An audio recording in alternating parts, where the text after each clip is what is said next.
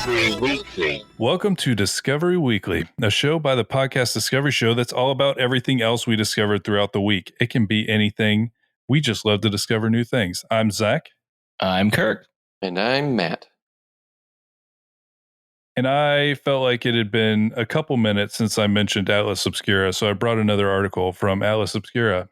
They really are great. Everyone should check them out.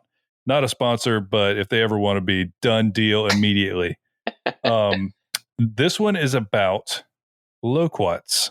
And I feel like this is a fruit that a lot of people don't realize is like delicious because there are loquat trees everywhere. This specific article is talking about LA. So LA has basically fantastic weather. And so they can grow virtually everything in California very well. And so because of that, a lot of non-native fruit trees have been planted intentionally and accidentally by the huge amounts of like immigrant populations that have lived there throughout the entire existence of California, basically. And so you end up with a lot of loquat trees. And so this article is kind of about why is no one eating this free fruit that's everywhere? Right. It is everywhere. And it's so good. It is really good. It's like kind of like a plum grape with seeds in it. I didn't know it was called a loquat until I hung out with you. I was always brought up with them being called Japanese plums, which it's on Wikipedia. That's what they're also known as. But because I was like, am I crazy? What is this, like an old timer thing that I was? I mean, it probably is like an old timer thing, but I do think they were called that. You know, like I do think that's true. But it was one of those kind of classic story where it was brought here. I think it was brought here by Spain, and this is a very popular fruit, and it's native to southern China and has a very long history in Japan. The Portuguese also liked it because they went to Japan and tasted it, and it's a really delicious fruit. If you ever see loquats, it looks like a magnolia tree, but instead of magnolia like flowers, there is huge bundles of little orange fruits, and they really do taste great. What do they taste like? Yeah, it's like a plum mixed with a grape, kind of. Oh, that's what it's they like. taste like. It's like a bittersweet. It's a sweet. No, not bitter. It's a sweet and sour. Yeah, I feel like the skin is a little bit sour. It's really good. I love it. It's really good. It's kind of got the size and like consistency of a cherry. But they grow like literally. If you have a giant loquat tree in your yard, you will not be able to eat all that fruit. Impossible. It's like millions of those stupid things. And like birds love it and go just absolutely crazy when it's loquat season. But yeah, this has been very popular in a lot of different areas, the Mediterranean basin, the Middle East, Asia. And then essentially the Spanish found out that this tree grew very well in Spain. And so they brought it over, and they're still a major producer because a lot of times what people are doing with this is preserving. So like jams and jellies and things, because this is not like a marketable fruit. That's why a lot of people don't ever get to try them, is because this isn't something you can ship. This isn't something you can pick when it's not ripe. It has a window of like a month when the loquats are ripe. And so literally if you're not around loquat trees, you can't really buy them. You can't really like get them at the market because they just are not designed to be shipped, but they taste great. And so there's a lot of people who would do this, and they would do jams and jellies because you can do it when they're ripe and then it's done. Mm. And they're also very, very easy to grow. They're evergreen. And so that's why a lot of times, literally just start looking for these trees now. You'll see them everywhere because they're very nice looking, and people use them for landscaping all the time because they grow very well in subtropical weather. And down here, that's a huge thing. But basically, they had all these trees, and people were like, why are people not eating these loquats? And then they kind of dug in a little bit, and they found that there are a lot of small communities that are, but people just don't know. They don't know about this tree. And so this story is seriously, we do put enough effort into the show notes because some of these articles are so interesting to read about. And so I would highly recommend reading this article because I cannot go through the whole thing. It's very detailed, but it essentially talks about kind of a specific town outside of LA that originally was outside of like Burbank and like where all the main actors lived. And so the LGBTQ actors would live in a town called Silver Lake. And it was a mixture of artists and immigrants and everything like that. And they really liked having these loquat trees everywhere. And this was kind of like the place that they saw. And they're like, why is nobody eating this? And so there was just a crazy amount of these trees. And they started trying to explore some of this. And a lot of the different cultures are still very fond of this and will still go crazy for it. But in this discovery, I found another discovery. There is a guy named David Burns who basically started doing a project called Fallen Fruit. And Fallen Fruit is an art exhibit. It's hard to really describe it. It's a mixture of an art exhibit and categorizing free fruit that is naturally available. Because apparently the rule in California is if you have a tree in your yard and a branch goes out over public property, if people could just reach it, they can have it. So, I like that law. Yeah. So like if it's in public like reach, they can eat it.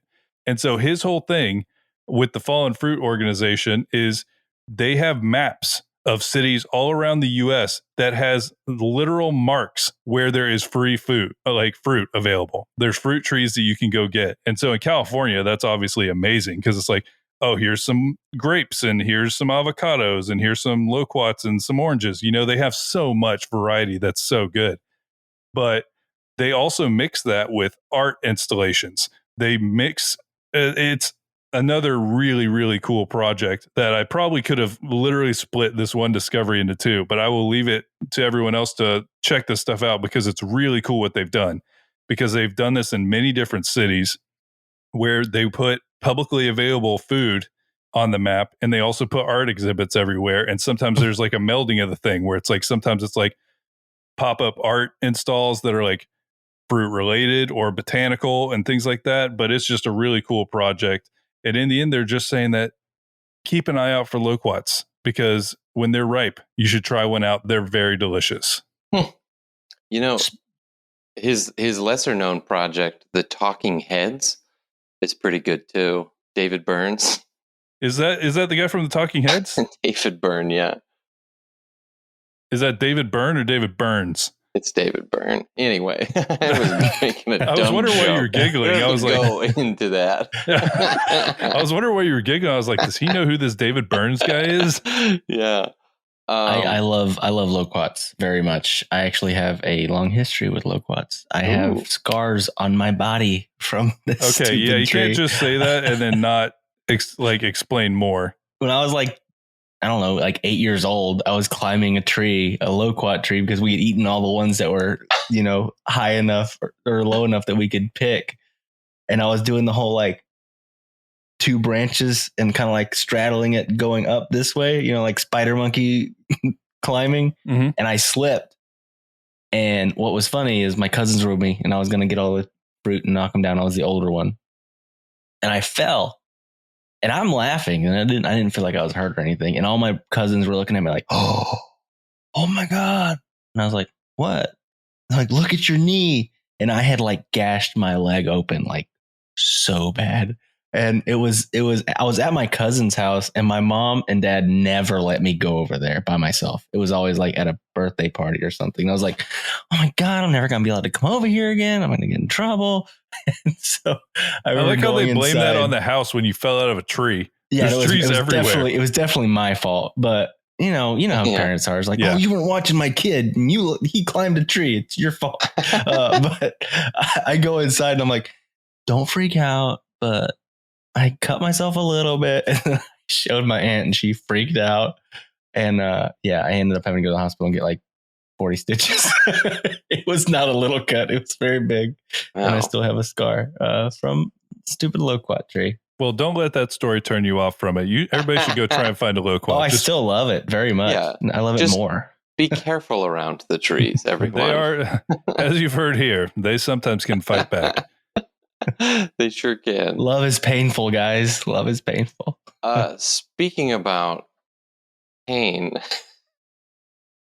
you all might be pained to hear. Here we go. That my discovery this week is no longer happening.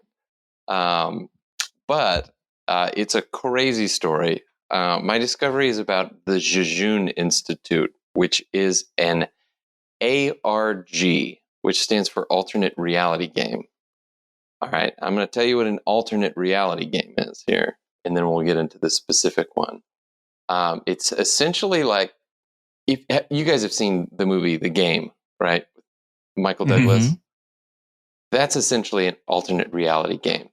He signs up for this thing, and it takes the reality and like changes it, obviously, but it uses the individual's experience of the game as the game mode. Like you as the protagonist or as the interactor actually affect the way the game happens.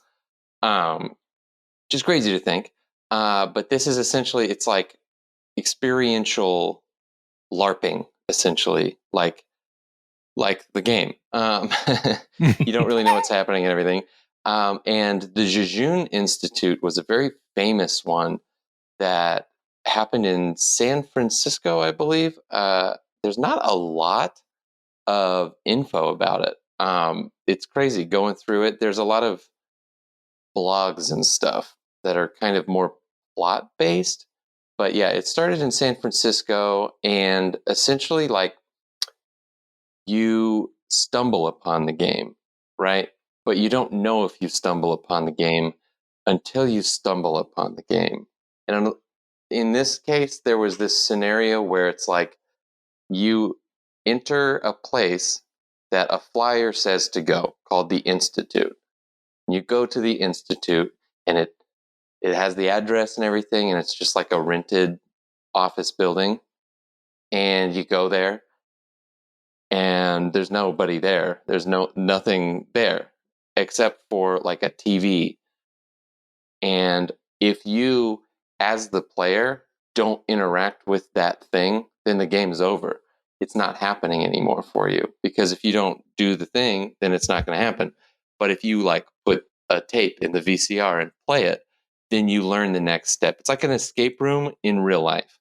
And this Jejune Institute one happened over the course of like, well, they don't even know like when it started and when it didn't, because no one's sure. Like, because the people that started it have since come forward and said that it's over, but they haven't really said like when it started or when they started coming up with it or anything. This is crazy. It's wild, but because it was so individual and personal, people like believed things and didn't believe things, and there was like a cult that came out of it where What? it was, the Institute was a cult, and it was led by whoever, I can't remember any of their names, but you had a choice as the protagonist of the game to be pulled away by some rival, like revolutionary type thing that goes against the cult. And at every point, you're unsure of what parts are real and what parts aren't. And the only way to play is to just keep going, is to invest in it the way you invest in it. And it came to a big head. There was a huge demonstration against the Institute. What? I believe it was in San Francisco, and like people, the cult leader or whatever came out, and he's like, "This, all of you, this is crazy. Leave us alone," But it's fascinating. I highly recommend finding a solid account of the whole thing.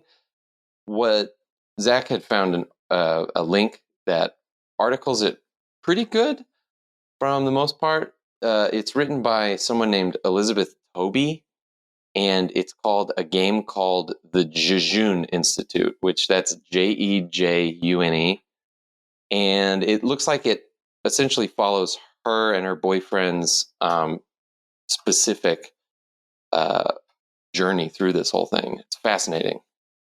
That I feel like I would really like to do this.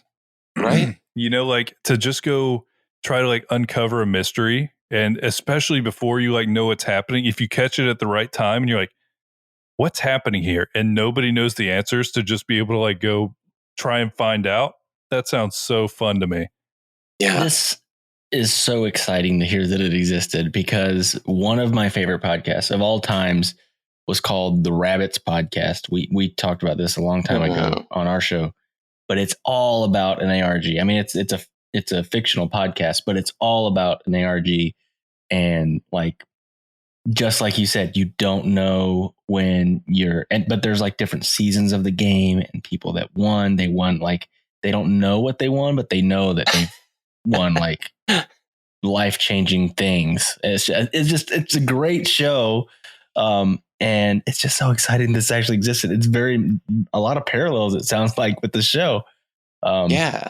That's awesome. I always think about like, this is the type of person who succeeds in these things, is the person who like plays a video game and figures out something first, and then tells everybody about it. Like, how do you find that out?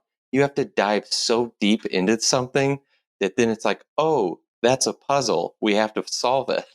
Yeah. And that just blows me away that there's people, with time enough to do it and the mind to like not trust anything, which is so weird. No, that sounds really cool. I think I want to try and see some more like accounts of this and see like, because I'm sure people got weird with it. Oh yeah. Like when it officially ended, like when they're pretty sure it officially ended, it kept going, which is crazy. And they're like, no, it's not going on anymore. And everyone's like, yes, it is. That's what you'd say if you were doing this. Like, damn. Yeah. How do you not? Wait, are there people that think it's still going? Like all of this is a ruse? It's still going. They're still out there. That's so funny. And you know what? A really popular and well-known ARG was a marketing campaign for Nine Inch Nails' Year Zero. I don't remember that exact one, but it was like something about the end of the world or something, about time year zero or whatever. Yeah, I'll have to look into that a little bit more, but they're fascinating because once people do them, they can actually go back and plot it out, which is great. It's like, oh, that's the cool part. Yeah, I know it's not exactly the same, but I've always wished that I was independently wealthy enough that I could like start a nationwide or worldwide treasure hunt. Just like this, make this elaborate, just, Willy Wonka's, if you win this, you win my fortune type thing. Basically like Ready Player One. It sounds so cool.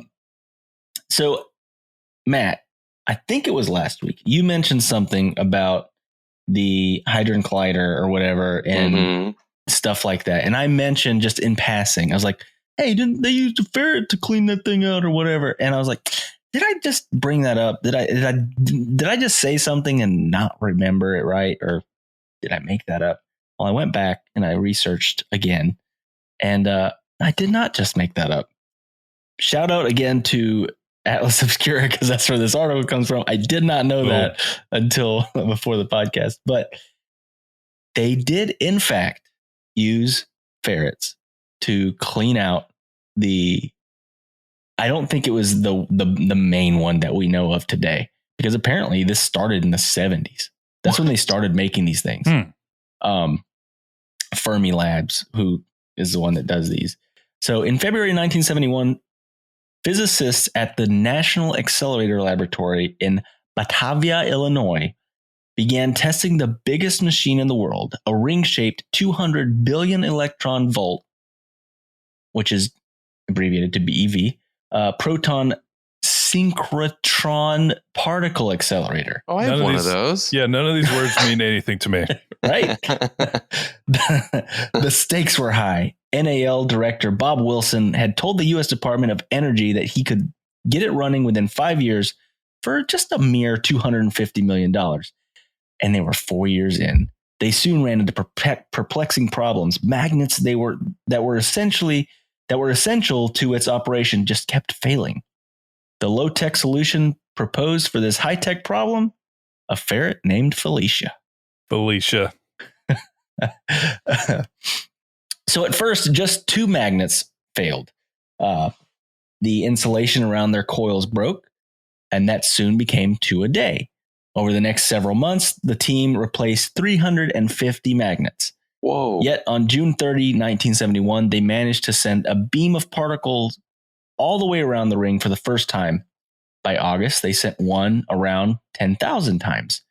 But when they tried to accelerate the particles above 7 BeV, again, I don't know what any of these things mean. It's more than 1. The magnets shorted out. Yamada finally realized that the cause was metal slivers left behind when they cut into the vacuum tubes. So when the magnets were excited to a higher field, he wrote, they were pulled inside the magnet gap, stood up, and stopped the beam because they were slightly magnetic material. Basically, it seems like there was tiny little metal particles that when they would turn this thing on would stand up and it would break the beam, which would make it not work. And they're like, well, how do we get these slivers out? And that's where Felicia comes in. Robert Sheldon, a British engineer who'd been brought on to find, and I love this quote because this is exactly what this dude did. Shortcuts and money-saving ideas. Like I know a guy that has a ferret. He suggested a ferret equipped with a cleaning tool could do the job, scampering through the vacuum tubes as it flushed, just as it would be flushing rabbits out of a warren. In his part of Yorkshire, hunters used ferrets, Frank Beck said, a former head research he wrote. He said a ferret would not hesitate to run down the inside of the stainless steel tube, even if that involved a long journey into the unknown.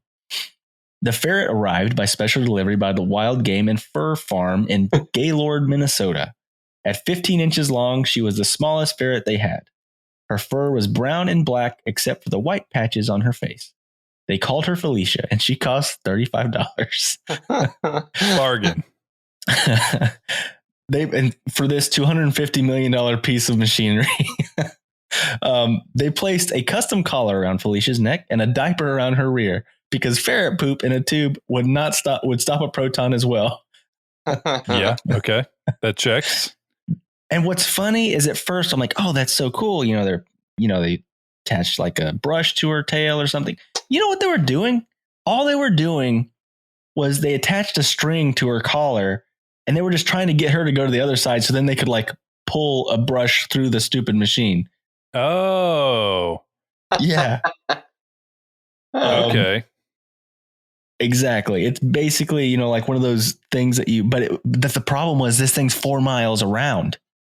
What? Oh. Yeah, this thing was 4 miles. Felicia had to run 4 miles? Yes. That's part of the story, which is also great. Faced with basically the first time they put her in there, she was like, no, I'm not doing this. I think that's probably the right response by Felicia, honestly. And who so could blame her? They had to train her. They would take like 12-inch pieces and train her to go from one side to the other and more until she was more accustomed to going through these tubes. And eventually she did it. And she ended up doing it hundreds of times. It says that the employees would take her home and I keep her at home every now and then when the place that she would normally stay at was full, which is a weird thing. But it was just a really funny story and fascinating because I was like thinking whether or not I made that up because I remember reading it on Reddit, but I was like, where was this made up? Was it just one of those things that someone on Reddit says, or was it real? That happens. And it actually did happen. And it was a fascinating thing.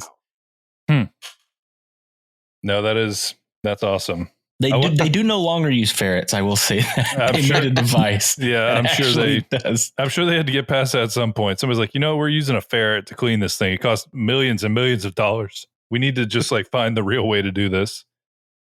But there's pictures in the article, and she's so cute. That's really cute. That's what I was hoping for. I was hoping there was pictures of Felicia somewhere. So I will be looking at that. So today, Fermilabs has 17 national labs and has multiple particle accelerators. of the 13 known subatomic particles in standard model of the universe, 6 quarks, 6 leptons, and the Higgs boson, 3 have been discovered there. The accelerator complex operates 24 hours a day, year-round, except for a couple of planned periods when it's shut down for any maintenance. And it's Ferret just time. It's crazy. Yeah. No, that sounds amazing. I have an Amazon discovery that's equally amazing because I didn't want to only bring stupid ones. This one is kind of not stupid, but it's a little stupid. I found it's called the Switchbot Smart Switch Button Pusher. So if you want your house to be smarter, but well, not the name's stupid, but not too smart, it's a little dumber than like a full smart house. So say you have a light switch, a normal light switch, but you want to be able to turn that light switch on with your phone. There is a little box that looks like when you plug your phone into something like a laptop, just a little box, and it has a little switch on it that literally you can make it turn the switch. So it's like a Wi-Fi controlled physical button pusher. Yeah, like it honestly, the thing and I saw this because I saw there was one that Zach, will open your curtains. For work. Oh, like my mind was racing immediately when I saw these, but not necessarily for work, because of just the pranking ability of this. Because you don't have to like actually hack into anything. You can put this thing because like it's like light switches, or people are using it to like turn on their AC units, and like you could like if you could push a button, you can use this thing to push the button from your phone, and so you could troll people at a very high level with this. You just put this on things, and it's just like turn the lights on and off or whatever you want to do. You know, you could do crazy stuff like that, but it looks pretty funny. And they also have I saw this because I saw there was a automated curtain opener. So that's what I'm saying is it's like somebody heard that you were going to be able to turn on lights from the future and then like made a thing 10 years ago. You know what I mean? They're like, well, we can make something that'll flip that switch for you, you know, but sometimes you have stuff that's old and you want to be able to turn it on from you, but some of them are really stupid. This is one step above the clapper. Yes, it is definitely one step above the clapper. But it's much more versatile because you can also like turn on your coffee maker with it, which you couldn't do with the clapper. But it was just the weirdest thing. But one of the things was such a stupid. One of the things I saw that they have is they have a remote for it. And so like literally at what point is this no longer helpful? So like you can use a remote connected to remote? Yeah, remote basically? connect to this thing to turn off your lights in your bedroom. And it's like this is worse than the clapper. Like the clapper, you just lay there. And like this is like you're just having to, I don't know. It's just this weird thing, but it was kind of funny. They also have a thing that'll open your they'll open your blinds for you. It like holds onto your curtain rod and will like open your curtains every day, and you can set it to do a certain time. So it's really like somebody went from the past and made something they thought was going to work, but it's weird. It's very specific. But if you ever need to turn on something that has a button, check out the Switchbot Smart Switch Button Pusher. No wiring, wireless app, or timer control. Add Switchbot Hub compatible with Alexa, Google Home, HomePod, IFTTT. That name is the best. Can you say it again one more time? Which, the whole thing? Sure. Yeah. Switchbot Smart Switch Button Pusher. No wiring, wireless app, or timer control. Add Switchbot Hub compatible with Alexa, Google Home, HomePod, and IFTTT. I do think that's one of my favorite parts about this bit is getting to read that horrible keyword-laden freaking Amazon name for any of these things. Oh, man. Speaking... Yeah, wait for it. Speaking of Amazon, which has Amazon Prime, and prior to streaming, DVDs were a thing. I'm here to talk about the 16 best hidden Easter eggs on DVDs and Blu-rays. Oh yes. So if you guys don't know what an Easter egg is on or a DVD, we all know how young our listeners are. Yeah. Well, that's where I got to know them. So it's like basically a cheat code for a DVD, which is weird. But it's like, so I think X-Men had one, the very first X-Men DVD with Hugh Jackman. I definitely saw had that one. movie. I didn't find any And Easter eggs on there, but I wasn't so clever. it's literally like you have to click left, left, left, Oh wait, left, these right, aren't just up, like left. in the movies. This No. is like it's like in the code of the DVD. Yeah, it's great. So I'm just going to go through a few of these great ones. I didn't know those existed at all. Yeah, just in case this is anybody fascinating. has these movies on DVD or Blu-ray. It's time to break out your DVD collection, Yeah. everybody. Some of these are pretty great. So on the Simpsons movie, there's a THX parody. I'm not going to tell you how to get to it, but like where Homer rips off a robot, does some stuff. Okay. There's this great one in Hellboy where Guillermo del Toro apologizes for his performance. Was he actually in Hellboy? Yes. So he did the initial narration. He said that this article on ScreenRant.com says hidden away on the disc is footage of Guillermo del Toro apologizing and seeking forgiveness from fans due to his poor delivery in the intro, blaming the hard to read cue cards. I really Very like weird. that guy. I like his movies are sometimes off the rails for me, but I really like him as a person. Oh yeah.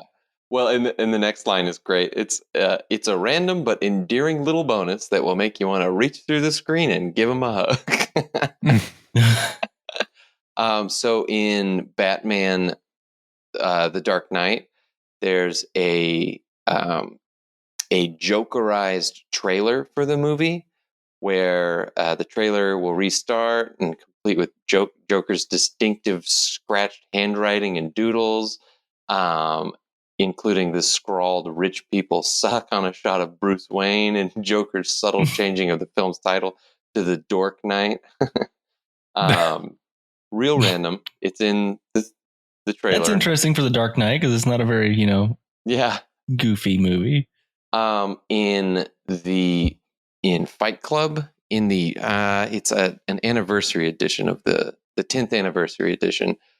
There's like a spoof that pops up, a spoof menu for the thing. So you go through the whatever you call it, the like title that just keeps replaying and stuff. And then at some point, there's the disc suddenly gives you the menu for the 1999 rom-com Never Been Kissed, complete with a smiling Drew Barrymore and like sappy background music and animations.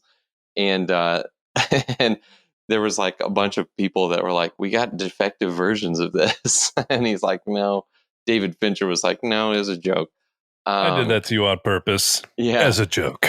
Supposedly in Kevin Smith's Mallrats, there's a short video clip of him and Vincent Pereira. And they're speaking directly to the camera and they're mocking the viewer for finding the Easter egg. That sounds pretty good.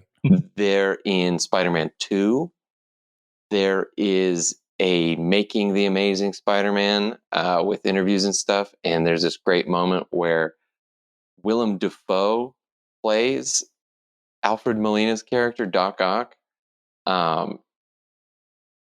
And just has this great like monologue that he does. There's a rat poison commercial in Ratatouille.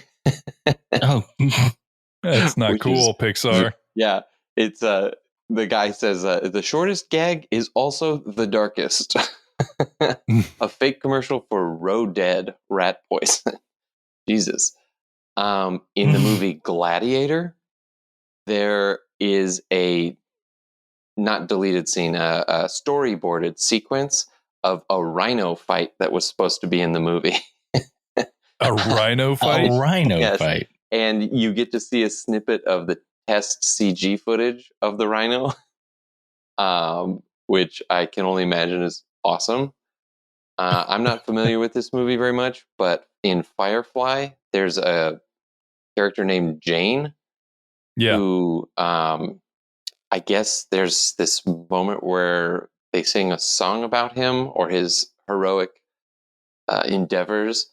And Adam Baldwin, the character, sings his own song in this part. I don't understand that one. Yeah, that one's kind of like reference based. I like the show. I think I saw the movie. I don't know if I know that specific reference.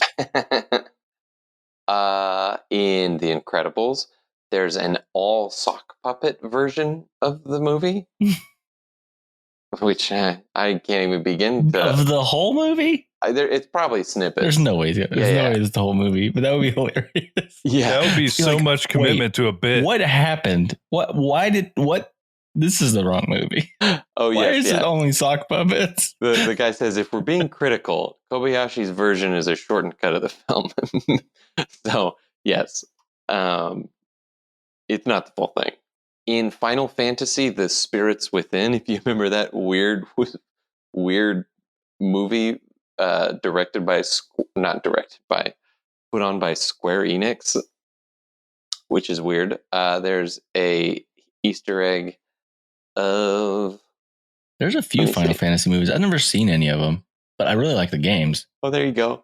There's an Easter egg of a short, fully animated parody of Michael Jackson's Thriller video. Okay. Why? In Star Wars, Episode 3, Revenge of the Sith. Of course. There is a hip-hop Yoda thing. Why? That happens. Where I have to find that and I have to YouTube that that's one. probably on YouTube, I'm He's assuming. breakdancing to the Roots' Don't Say Nothing. Great. I do like the Roots. This one's cool, though. The Ring, in the movie The Ring, you can see the full cursed video. Oh. Dude, that movie scared the crap out of me. Honestly, When there's another movie that needs to be made. What if it wasn't like you had to put it in your VCR? It was a YouTube video, and then you got haunted. Hey, I'm into it. The Star Wars holiday special, that infamous holiday special that aired on TV. I guess there's a, I don't know why anyone would have that on DVD, but who knew they even made DVDs of that? Yeah, I thought they burned that thing as soon as it came out. But I tried to watch the Ewok movie the other day with Mason, and it's not so bad. But there's this animated segment from the Terrible special. It's what he says, starring the one and only Boba Fett in his first. Oh yeah, no, that's famous. That thing's actually really famous. The animated thing? I didn't know that. Well, that's an Easter egg on the DVD. Lord of the Rings Trilogy Extended Edition, of course, has probably 1,000 of them. Wait, what? This is it includes the you remember how the MTV Movie Awards used to do those parody things about all the movies that happened? Yeah. This one, the Easter egg on this is a Jack Black parody thing with Sarah Michelle Gellar of the Two Towers in Return of the King. So there's a cool comedic thing in that one. And the last one, the last one's awesome. Okay. So the last one is, you guys know Christopher Nolan's Memento? Yeah. Mm-hmm. This Easter egg is you can watch a chronological version of the entire film. What? That would blow my mind to watch that movie in chronological order. Right? I can't even think how that would be a good movie. Yeah, I feel like the whole thing is it's not, like that's the whole point. Oh yeah, right? I would watch it just to see what it was like. Well, and I learned about these Easter eggs when I was a kid, so I would spend way too much time on the DVD menus. Just pushing buttons. Yeah, trying to find somewhere on the thing. I didn't know these existed. But they're pretty fun. Didn't. They're very fun once you find them. Did you ever find any? I think I only ever found them when I was like, I got to find some of these. I'll look them up online. Gotcha. Yep. Well, I have two. I have one short one and then one really interesting community contributed discoveries for the week. So both of these were given to us by listeners of the show. The first one is about the new, and apparently it's been talked about for a long time. Unfortunately, it's not in the US because that would be awesome. But they're making a Studio Ghibli theme park, and they've revealed some more of the areas and stuff. And the main reason I want to highlight this is because we're going to put the link in the show notes, but there's some pictures of the concept art and stuff. it makes me really want to go.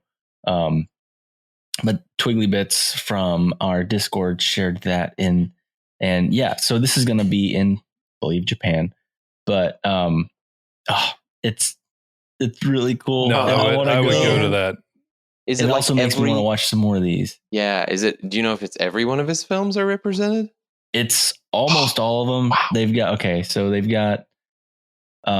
have a huge replica of Howl's Castle. They have the airship from Castle in the Sky, and they have the settlement from Princess Mononoke. I haven't seen that one. They have stuff from Spirited Away. They have the whole neighborhood from My Neighbor Totoro. That's the one that I know a lot of. And they have a whole section for My Neighbor Totoro. And then they have the neighborhood from Kiki's Delivery Service, which that's a really good movie. But yeah, it's really exciting, and they've got the concept art in here, and it makes me really want to go. Cool. Also, theme park concept art is amazing. Mm-hmm. Coming from being a Disney fan, I mean, it's really cool to look at the concept art. 90% of the time, it doesn't end up being as cool as it looks in the concept art, but it's really cool to look at it.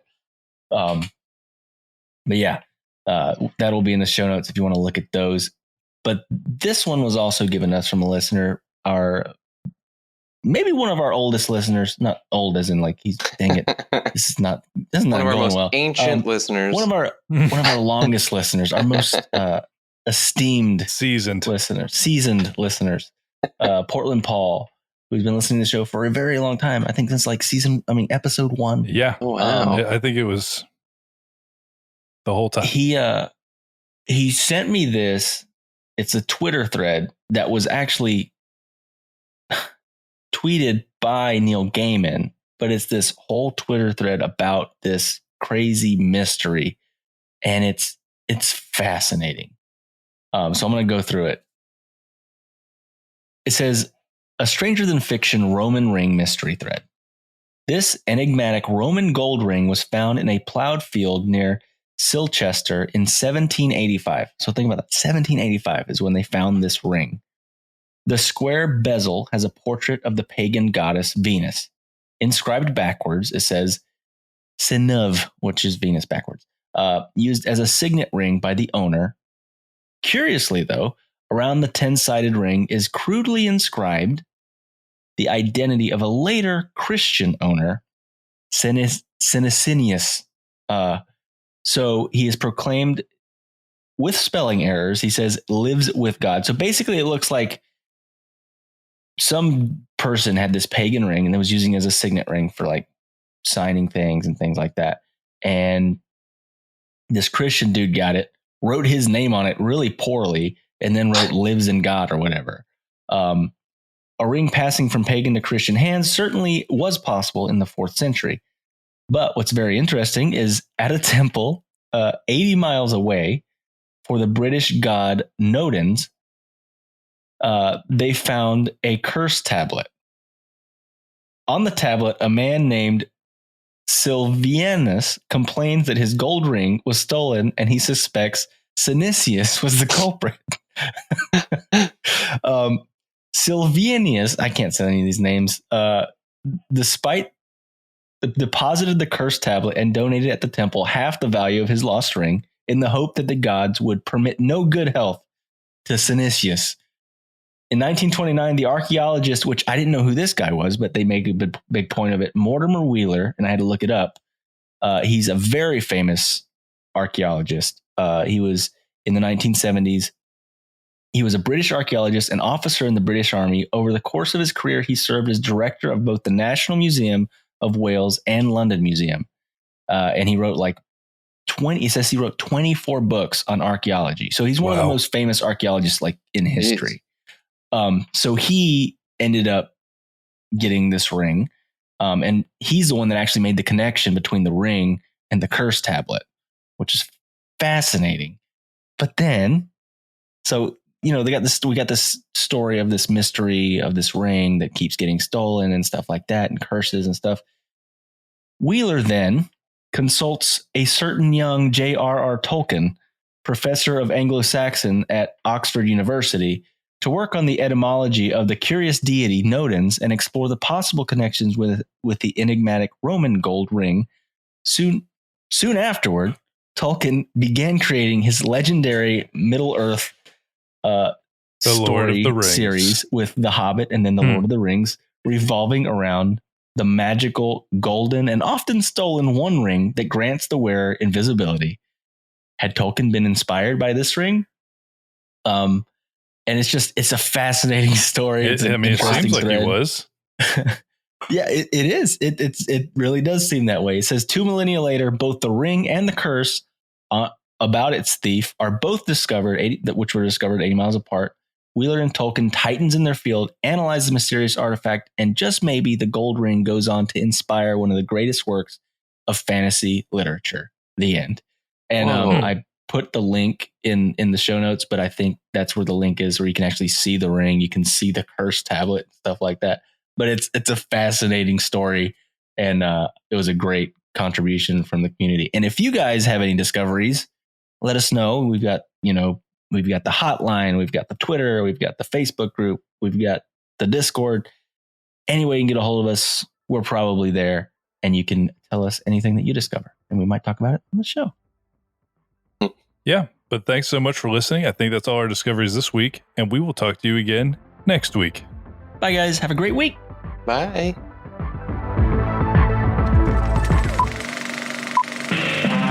This was a podcast from the Podfix Network. You can check out more shows like it at podfixnetwork.com.